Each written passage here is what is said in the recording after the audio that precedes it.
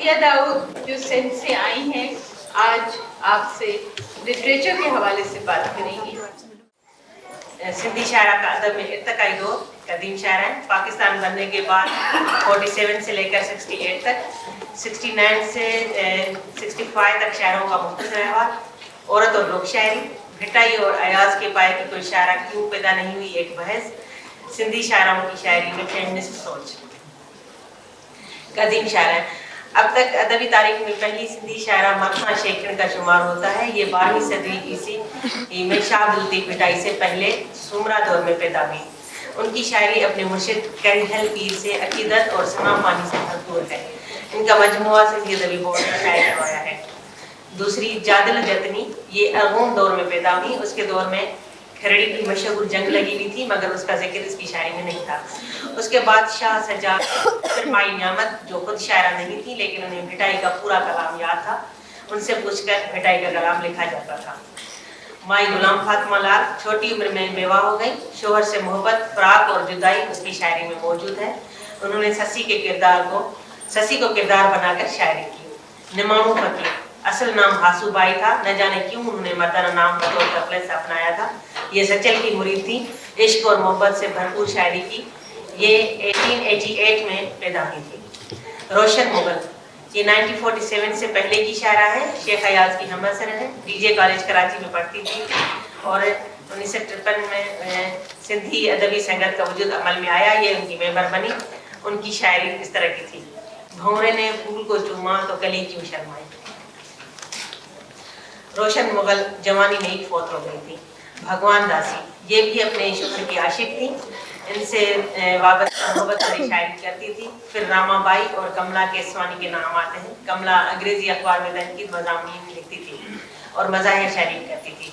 इनकी मशहूर नज़म शलजम है। फिर गोपी हिंदोरानी का नाम आता है, ये शायरा थी। उसके बाद सुंदरी दहलरामानी का नाम मशहूर हुआ। फ़लसफ़े के लिहाज से पहला मजमुआ इनका शायर हुआ था। इनके मजमुए का नाम था लहरें। पाकिस्तान के बाद की शायर है। नूर शाहीन अभी तक हयात है, इनकी शायरी का मजमुआ आ चुका है।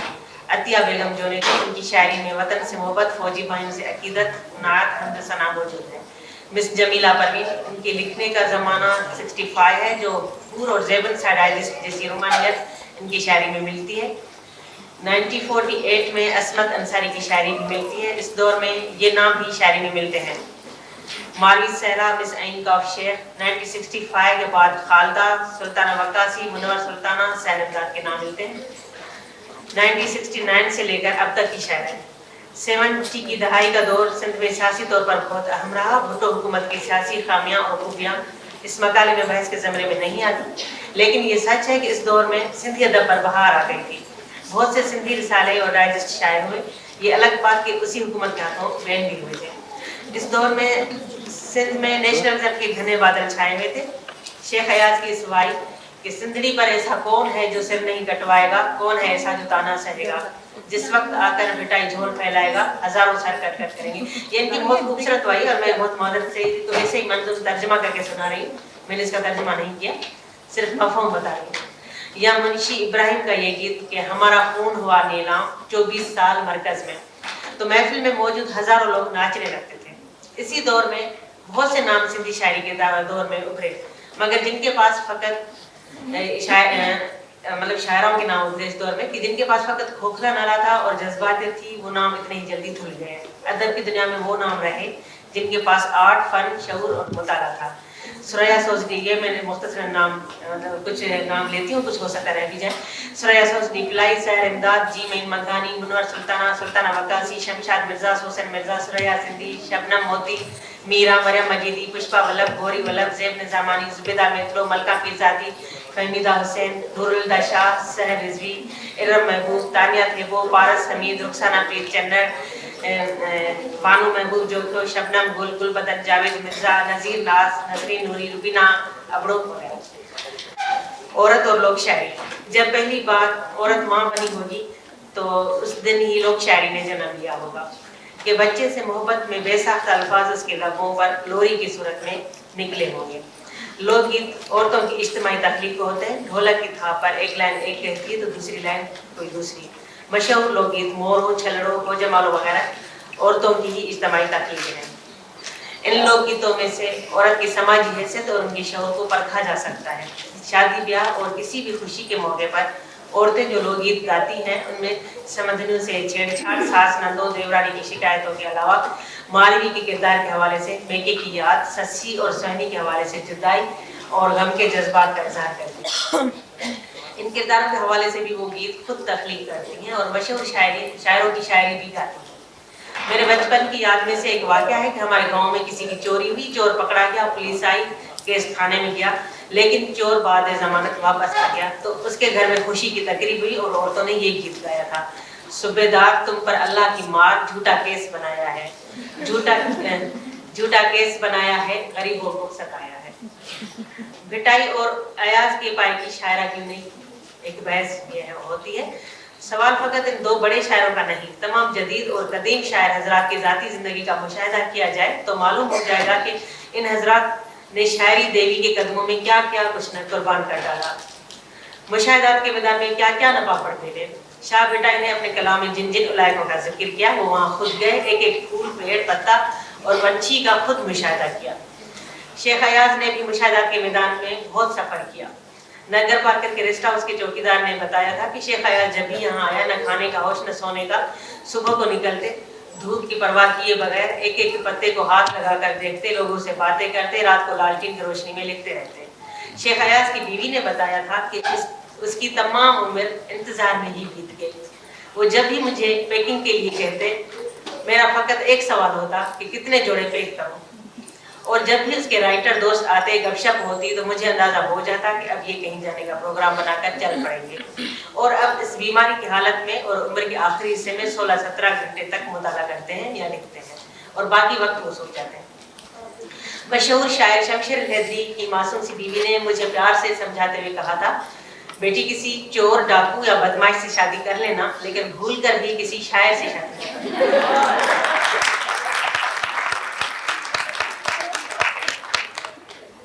शायर और इंटेलेक्चुअल हजरात अदबी सरगर्मियों में बढ़ चढ़ कर हिस्सा लेते हैं। उनके ड्राइंग रूम में भी अक्सर अदबी बहस मुबाहिसे होते हैं। उस इंटेलेक्चुअल या शायर की शायरा बीवी चाय बनाकर दरवाजा नॉक करके चाय की ट्रे शोहर के हाथ में देकर, बच्चे को गोद में लेकर और बच्चों को खामोश रहने का कहकर बावर्ची खाने में चली जाती है। ड्राइंग रूम में जो औरत की आज़ादी पर बहस चल रही होती है, उसकी तो आवाज़ भी उसके कानों से नहीं टकराती। मैंने कई शायरों के इस सिलसिले में इंटरव्यूज़ किए, उन्होंने लिखना क्यों छोड़ दिया। मुझे ये जवाब मिले, दिल ही नहीं चाहता, इंस्पिरेशन ही नहीं मिलती, कुछ सुझाव ही नहीं देता, शोहरत से फ़ायदा ही क्या, पहले लिखा था तो क्या तीर मार लिया, पहले फुर्सत थी अब चूल्हा हांडी करें या घर की करें या शायरी करें। तौबा करो, बच्चों ने ही पागल बना कर रखा हुआ है। शोहर ने तो मना नहीं किया, लेकिन मुझे मालूम है कि वो कभी ये पसंद नहीं करेगा कि उसकी बीवी शायरी करे। वो शायरा नए सिरे से शायरी करने का तो सोच ही नहीं सकती, लेकिन पिछली की गई शायरी पर भी कुछ हैरत ज़दा और कुछ शर्मिंदा सी दिखाई देती हैं। बहुत से नाम ऐसी शायरों के हैं जिन्होंने आज़ादी और अपनी मर्जी से जिंदगी गुजारने के ख्वाब बुने थे। समाजी पाबंदियों और रवायतों की कैद से बाहर निकलने के लिए उन्होंने कई ख्वाब देखे। इंटेलेक्चुअल और रोशन ख्याल शहजादों के ख्वाब देखे थे जो उनकी उंगली पकड़कर उन्हें झूठी रवायत के कैद से दूर कहीं ले जाएंगे, जहाँ खुले आंगन में उस शहजादे के सीने पर सर रखते हुए उनके तख्लीक सावन की गंध घोर घटा की तरह बरसे और उनके कलम से आज़ाद नगमे फूटेंगे। लेकिन हमेशा से ही शहजादियों के साथ यूं हुआ कि वो ख्वाबों का शहजादा निगाह के दो बोल पढ़वा कर खुद ही एक मजबूत रवायत की दीवार बन जाता है और वो शहजादी उस दीवार के अंदर अज़-खुद चुन ली जाती है। एक शायरा से पूछा कि अब क्यों नहीं लिखती हो। कहने लगी, जब लिखने की उमंग थी तो मशहूर शायर जो मेरा भाई था उसने मुझे खानदानी अन्ना की दीवार में चुन दिया। कहता था कि अगर तुम अदबी महफिलों में गई, मुशायरों में हिस्सा लिया, तो मैं कैसे अदबी दुनिया में सर उठाकर चल सकूंगा। और ये भी कि तुम मासूम हो, ये अदीब बहुत दोगले होते हैं, बद किरदार होते हैं, औरतों के लिए बुरा सोचते हैं। कहने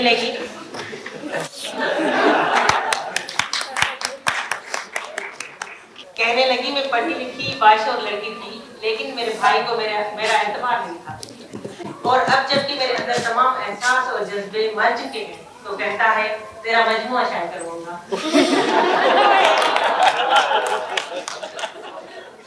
मेरा मजमुआ आएगा मुझे क्या, किसी की कब्र पर फूल रखने से कब मुर्दा जी उठता है।